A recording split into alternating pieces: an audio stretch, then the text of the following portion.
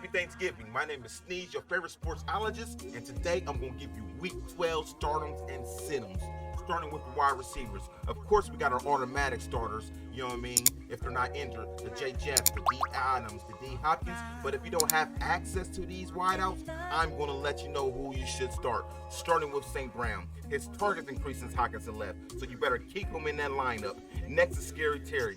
Ever since QB Heineke took over that QB role, Scary Terry's been balling, so keep him in the lineup. Moving on, it's the Colts.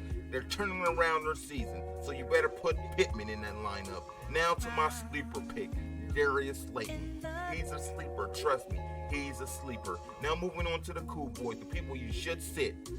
Starting with Dylan. Last week, I told you guys to sit him, and he responded with 4 fantasy points. I'm telling you, I know what I'm talking about. Another person you should sit is Mooney. He's been putting up good fantasy numbers in the past couple games, but the Jets defense will stop him, so you better sit him. Moving on is Deontay Johnson.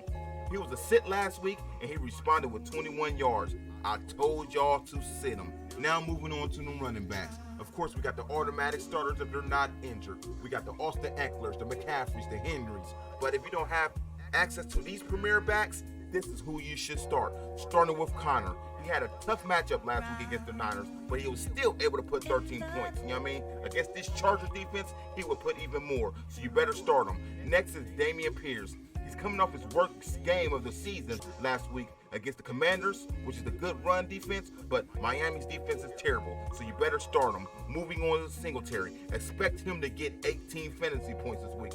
Trust me. Lastly is Wilson. Like I told you guys weeks ago, if you were lucky to get him off the waiver wire, you guys are cringing your teeth and happy for yourself.